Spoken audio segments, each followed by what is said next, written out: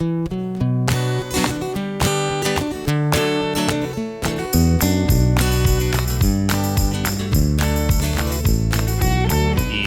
the Underpowered Hour. On this week's show, we're back from the winter break, and we're talking about classic Land Rovers in the Dakar. JLR takes their all-electric Range Rover for a spin in the dunes, and the Land Rovers in the movies. And now, here's the show.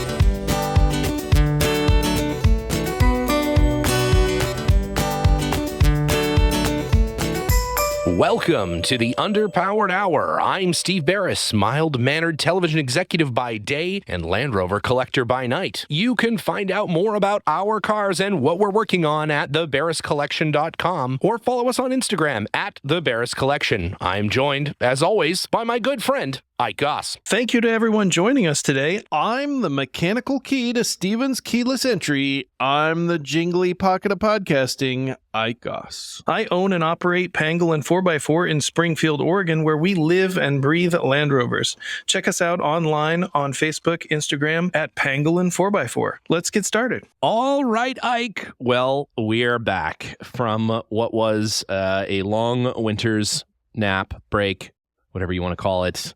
How was your time away from everything? Fabulous. I am feeling definitely more jolly after the holiday, you know? Yep. Jiggling like a bowl full of jelly, as they say. That's right. Yeah. Do you consume a lot of traditional festive fare? Yeah. What do they do up in Canada for Christmas? Is that a thing? No, it isn't. We have a celebration of our Prime Minister. Prime Minister celebration. Yeah, Prime Ministerial celebration, holiday celebration. Yeah, you all suck on a maple leaf or something? That's right. Yeah, we go and tap a maple tree and suck the marrow directly from that to celebrate the coming of the new year. That sounds terrible. Just sounds some great. Moose jerky washed down with some maple syrup. Maple moose jerky. It's the best kind. Wow. It's the best kind. No, it was good Christmas up there. We had some friends up from down here in LA. The girls went skiing. I went to the pub. You went to the pub? I did. That's what I don't ski. You but don't I do ski? pub.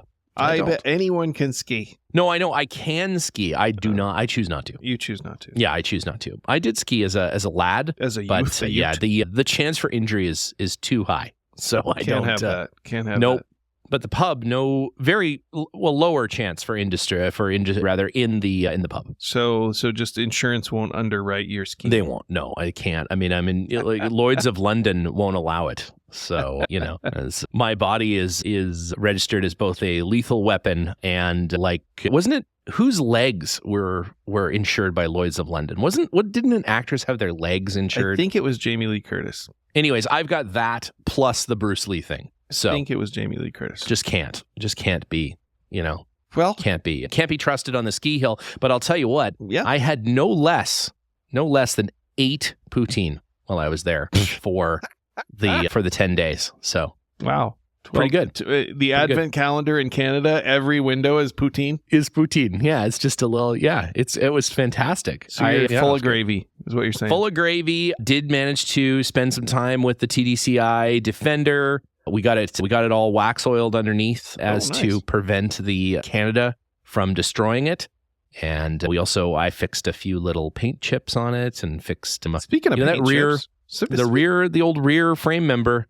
It doesn't matter how new the car is, still some rust developing on that. So we went and did a little rust converter and then clear coated over top of it, and it looks quite nice now. And the rust has been halted in its tracks. That poor high caps over there in the corner just begging for some of that attention. It's at my brother's place, and it is apparently leaking every fluid into his pristine, clean garage, and he's not super happy about that. So the high cap is definitely coming down here to the U.S. very soon. Amazing. Yep. I'm looking forward to that. Speaking of things coming to the United States, over here at Pangolin 4x4, we've got some Australian garbage. Ooh, yeah, that's right. Way. Containers full of Australian garbage. It's going to be amazing. A whole barge full of rusty Australian gold. Oh my God, I can't wait. I'm looking really forward to some of those. There's how many 80 inches are in that container? Yeah, I don't know if you know this, but if you take apart 80 inches, you can fit 37 into a 20-foot container.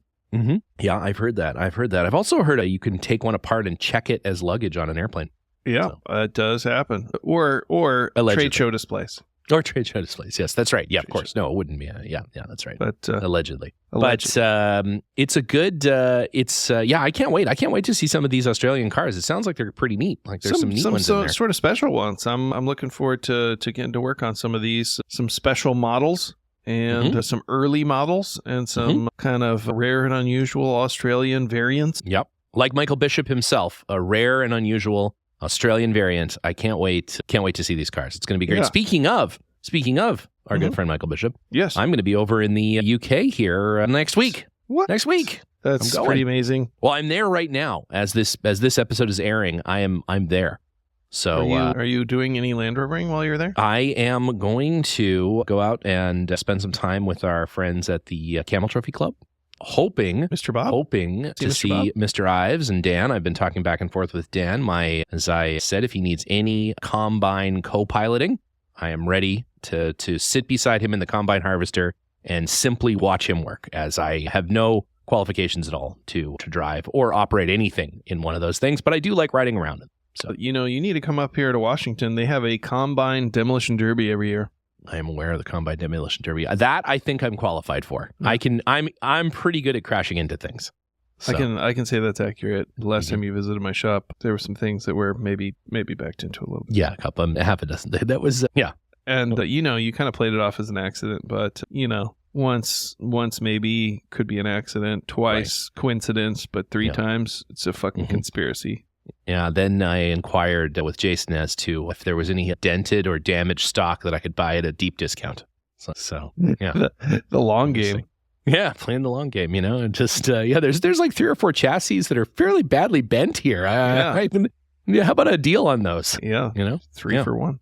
Exactly. That's my plan. So I'll be over there. I'm going to see our good friend John Luke Masters and his newly restored GWAC Camel. Yeah. Which if you don't follow on Instagram, you should check it out. There's some great pictures he just posted of our good friend Bill Burke and that GWAC during the training at Eastern Castle. Very cool. Yeah. John seems like a nice guy. He just recently got a 49 80-inch as well, I believe. He did get a 49 80-inch. Every so often I'll get a WhatsApp from with yet another series vehicle. I think we've definitely encouraged him to the point where he'll soon send himself into financial ruin.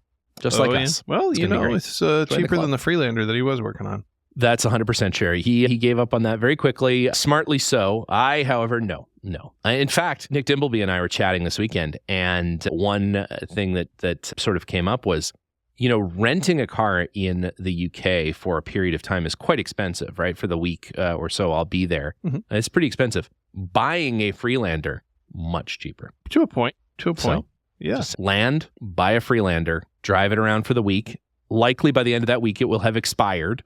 Yeah. And simply leave it in the parking lot at Heathrow, besides the dozens of other Freelanders that have been left. When you're landing in London, you just see the sea of Freelanders that Stephen has left. Just left there. Yeah, it's it is what it is, right? You got to do what you have to do. Anyway, so I'll be over there. I'm gonna hopefully see all of my favorite UK Land Rover folks. Try to get some dinner with Bishop and the gang. Unfortunately, our good friend Nick Dimbleby is over right now doing somewhere in the world, some top secret stuff. He's in Africa here pretty soon, if he's not already. Mm-hmm. He does leave. Either he's leaving soon or he's already left. But sounds like super fun stuff with the Octa, doing some amazing photography. Speaking of amazing Nick Dimbleby photography, I don't know if you saw Land Rover's recent press piece on driving their new all-electric Range Rover around in the sand. Yeah, what did it say about that? They're over in a sandy, hot part of the world doing some climate testing in temperatures that exceed 50 degrees Celsius over in the old UAE. The UAE. And they're driving around some big ass sand dunes. What is the range of a Range Rover in the sand? Doesn't an electric Range Rover. What is the range of an electric Range Rover in the sand? Any guesses?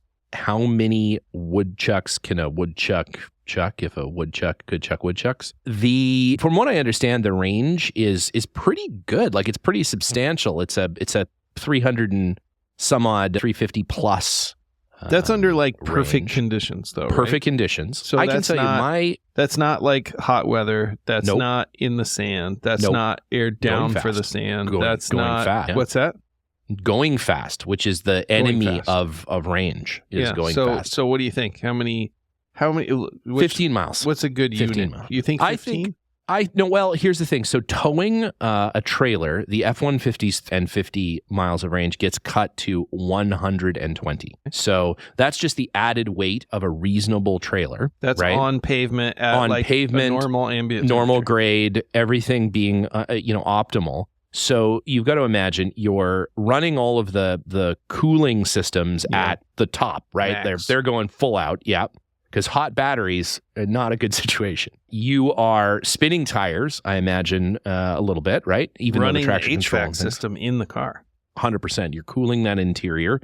Tell you, 50 degrees Celsius. I don't even know. Can human beings live in that? That's Only insane. inside an electric Range Rover. Only inside of electric Range Rover. Plus, interesting thing in this article that I guess I didn't clock before. I don't know if they've mentioned this. And actually, I was listening to the old center steer here on my way back from Canada because the flight is 3.5 hours.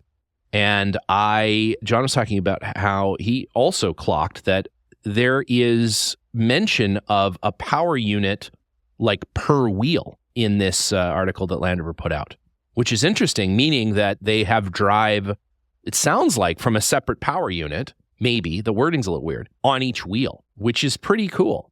And that manages to give them a 1 millisecond response time to traction events.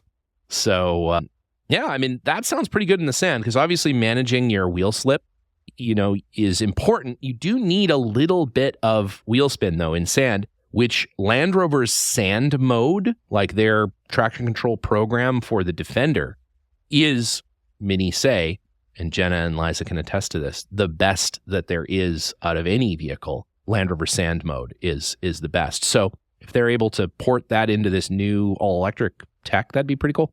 Yeah. How much do you think an all-electric Range Rover weighs? 9 million pounds. I can't even... it weighs the same as a small downtown condominium complex, I imagine. Like a standard Range Rover, it's got to be Very like around 6,000 pounds. I would maybe, think so. 6, 7, yeah. You think the long wheelbase Range Rover... Yeah, easily, right? You think a Humvee weighs about 10,000 pounds, right? Non-armored. So it's just below that. Just below that. Might be above that. It may be. You got to think the battery pack alone. Now, it doesn't have an engine, right? So you lose the weight of the internal combustion system plus the gas tank, which is significant. But then you add a battery that just weighs an absolute ton. And each one of those power units weighs something, obviously. They're heavy. For the most part, though, everything else is the same. So, you're carrying the same amount of coolant, your, brakes, all that sort of stuff's the same. So the question is, does swapping out the engine make it a push, or does it get a little heavier? Does it get a little lighter? I don't know. But a lighter vehicle is definitely better in the sand, as the first year the Rivians ran in the Rebelle, they had a heck of a time because they were so heavy. But then they tweaked the program so that they would run better in the sand, and that worked. That got them going. So if Land Rover can do the same thing with the Range Rover, then maybe it's going to be great. Maybe it's a great sand car. It's specifically testing in the UAE because that's the only place those Range Rovers will ever see the sand. There's no world in which here in North America anyone will drive their full electric Range Rover in the sand. I don't know. I'm gonna try. Not on purpose. I'm gonna try Not on it. purpose. Not on purpose. We're going to get one. So speaking of sand, speaking of the Middle East, what's happening in Land Rover news that something I feel like it's triggering a memory that something's happening right now with all those things in a slightly different combination. Oh my goodness, am I excited, and I know you are as well, about the Dakar. It's Dakar season. What? Oh, that's it. It's Dakar season. I've only been watching it every day. My favorite flavor of Dakar, the strawberry Dakar, is happening right now. The full on Dakar, and Dakar Classic is going on as we speak. Yeah, so this year Defender is a sponsor of the Dakar. And right. next year, they're going to have 3 entries, a 3-year program for Dakar. Now, I don't know what class they're going to be in. I've been following the Dakar a little bit, and it seems like the vehicle class is more like oriented towards buggies. And it seems like the quad class is gone altogether, and it's been replaced by like a side-by-side class, right? And then you've got a bike class, and you've got a truck class. And then you've got classic. You've got the classics. So where does the Land Rover fit into that? It's not a truck, because the truck class is like, those big are race trucks. cars. That's like, those are, those are, big trucks. And it's not, obviously it's not a buggy, right? There's nothing in there. It's not a side-by-side. It's none of that. It's not special. It's not purpose-built as a race car. And it's certainly not a classic. So I don't know. Yeah, so I'm curious to see where that falls in line, or whether they're going to do a manufacturer's class with like a homologated sort of semi-race prepared vehicle. I'd love to see sort of like the Rebel does, where you've got Bronco Raptors, you've got the Octa, you've got some of these. Every manufacturer now is making something kind of akin to a Raptor, right? They figured out that there's a big market for essentially light duty race trucks that people will drive to Costco. And they, almost every manufacturer has something now, some kind of hopped up, very sport oriented, almost pre-runner, in some cases, almost trophy truck. With the case of the Bronco Raptor, almost a trophy truck. And the Octa certainly as well, right? The Octa is certainly in that category. And I would say in some ways is better than a lot of those vehicles because of the type of suspension that they've adopted. I'd love to see that class. Again, and I think that's where the Baja maybe gets sort of a I don't know, not a bad rap, but it's a little complicated, because those are multi-million dollar race cars, those trophy trucks that race in the Baja, and it's super cool and it's fun to watch, just like Formula One is or anything else. But the spirit of something like the Baja really was guys in Volkswagen Beetles and things, like that's where they still have like a stockish Beetle class, and it's awesome, right? And that's really fun to watch, because that's a lot about driving. It's a lot about getting through the sort of adversity of driving. It's a lot about tolerating. Yes, exactly. Like the grit of getting through it. The manufacturer's classes are neat because, when you have a car, and I think that's why the Rebel is kind of an interesting race to watch, because when it's a rally to watch, it's not a race, but you get these manufacturer cars being tested sort of to their extreme limit, but you can then go and buy that car. Like there's nothing particularly special about it. Yes, they're prepared for safety and they've got special navigation equipment and stuff, but really they're more or less, from a running gear drivetrain standpoint, they are the stock car. And that's kind of fun. It's kind of fun to watch that, I think Dakar this year has been entertaining to watch. The classic category is pretty cool. I think they started that, last year? I think it was, last year, the year before. It's not been going for very long, but I think it's quickly becoming a real fan favorite. Oh, absolutely. You see, I think one of the things that people like about Dakar is the idea of all these, the early years of the Dakar with the Range Rovers, the Gelandewagens, the Land Cruisers, the Peugeots and Nissans and Citroens, and it's like a class in which so many different cars, different types of cars, different strategies were competing against one another. And it seems like today, you got all these buggies, and it's hard for the average person to identify or put themselves into that position. Right. Whereas, some French guy's like, oh, I used to have a Peugeot 505, and I'm going to root for that guy. I'm going to root for that guy. Yeah. So it's kind of cool to see those more recognizable classic vehicles. And there's Porsches, and there's a number of other types of cars. But this year has been pretty entertaining, because you do have that. Once again, you've got Citroen 2CVs against a Series Land Rover, against a, more modern 80 Series Land Cruiser, against a, Safari prepared Porsche. So that's fun. How many Land Rovers are in the event this year? Now, my understanding is there's at least one Defender, there is at least one classic Range Rover, a yellow one. And then I think there's two. There's the one that Vineyard Rovers is involved with as well. I can't remember his name. It's the guy that you visited with. He came here. We spent some time. And that was fantastic. Interesting gentleman. And yeah, they're running a Range Rover. There's that yellow one, which I think is the Sandglow sort of looking at one, which is super classic looking Range Rover rally car. I think there's two Defenders. There's a long wheelbase, and I think there's some Lithuanians, I think, in a Series 3, a blue Series 3 109 wagon. It's so cool. They're doing pretty well, too. I think they're in 5th last time I checked. Yeah.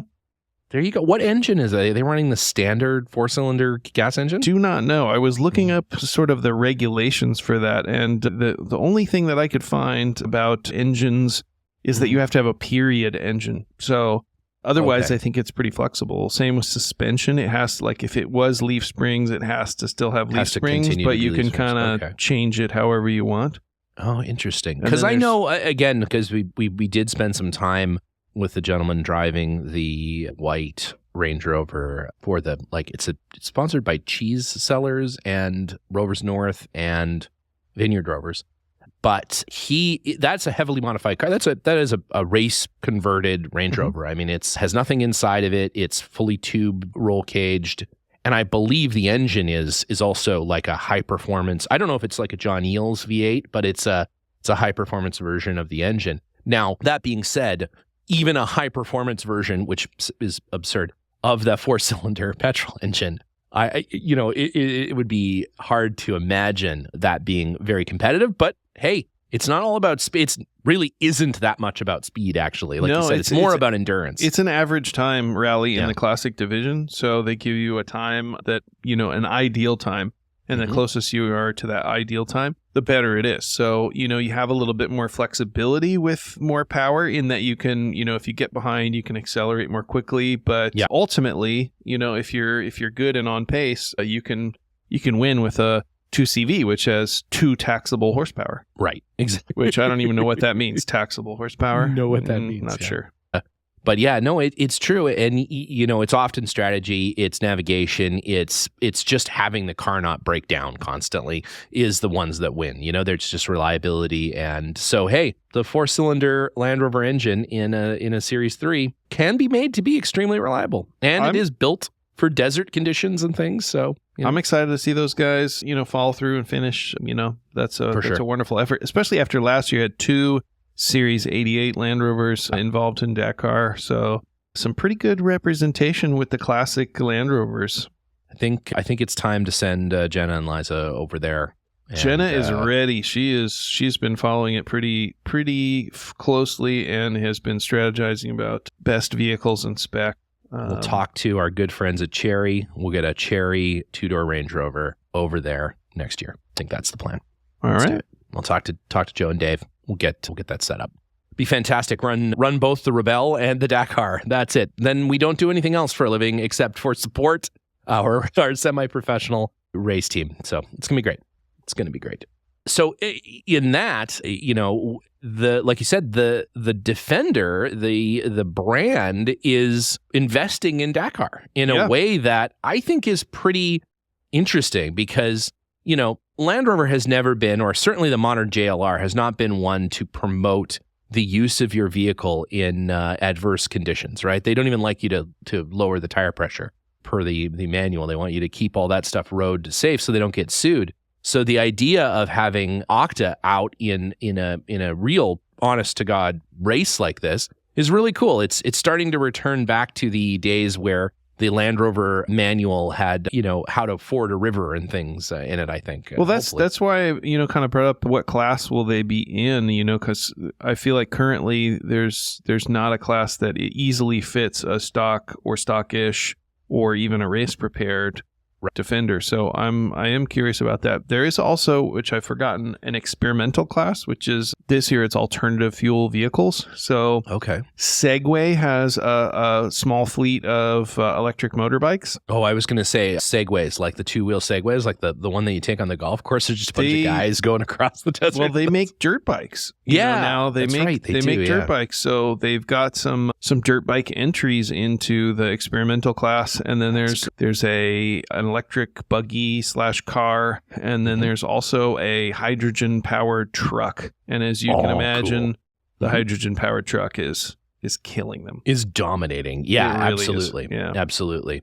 Well, as we look, as I'm working on this Antarctic project, one of the things that we're looking at is a hydrogen-powered LMTV as a support vehicle, which is apparently something that Oshkosh is openly marketing, and the military is looking at as a potential ultra cold weather and all these places where it's hard even for Jet 1 to operate. They're using these. They're testing these hydrogen vehicles because hydrogen is already extraordinarily cold, so it's no problem. The cold weather doesn't affect it at all. In fact, it might make it better. It's make it even easier. Colder than the weather. It's like warm. Yeah, it's warm compared to the hydrogen. Yeah, exactly. So no, it's really cool and super power efficient and great for creating electricity as well as propulsion. Right? It's a good electricity creator. Right? A fuel cell. That's all it does.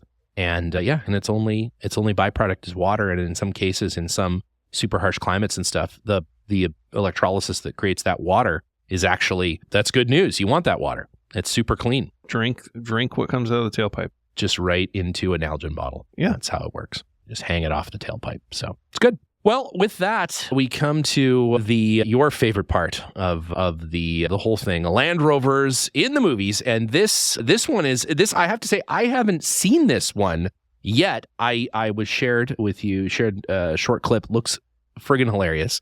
And this is apparently not just a UK show, but a UK show that features a series Land Rover on the regular. It's true. It's, a British ensemble comedy, and it's like some small town petty criminal types, and they're always up to some hijinks or scheme, plot, and sort usually of an Always Sunny in Philadelphia, but in the UK. Letterkenny, Always Sunny in Philadelphia. Yep. It's got that kind of vibe, but also mixed with sort of a Guy Ritchie movie. So it's pretty funny. It's pretty funny. I would recommend checking it out. But one of the characters, specifically Farmer Jim, he drives, when it's operating, a Series 109 pickup truck, and there are some jokes that involve the Land Rover, and of course they commit some crimes in the Land Rover, and they have various hijinks and whatnot with this vehicle. So it's funny and it's topical, and there's Land Rovers in it. So check it out. It's on several streaming platforms. I believe it's on Prime.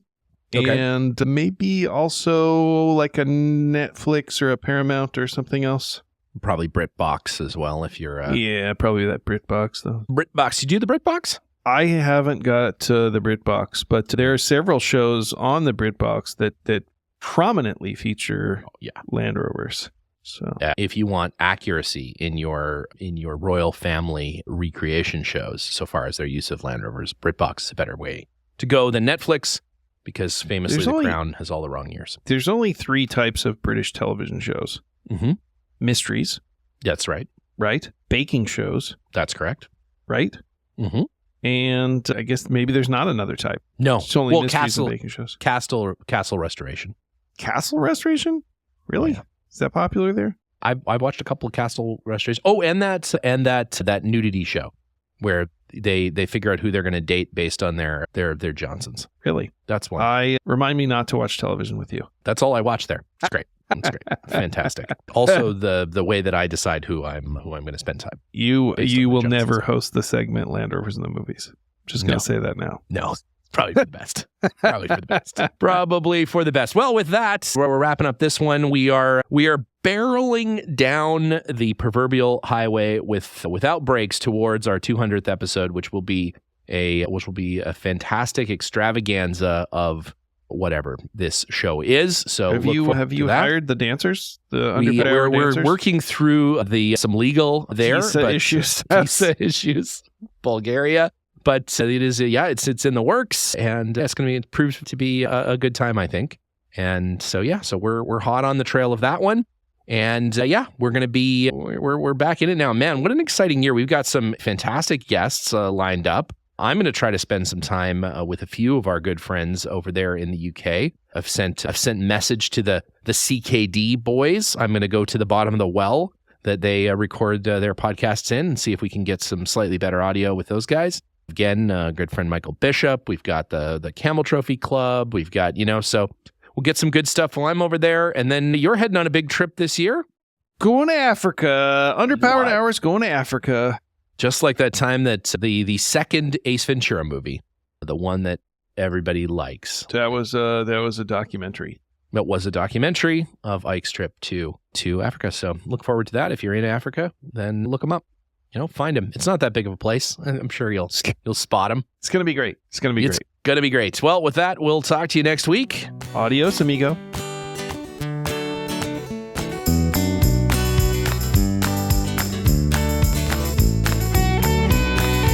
The Underpowered Hour is produced by Liza Beres, Ike Goss, and me, Steve Beres. Pavel Svardov composed and performed our theme music. Consider supporting the show on Patreon, and if you already do, thank you. Your support makes the show possible. For even more, check out our Instagram or Facebook.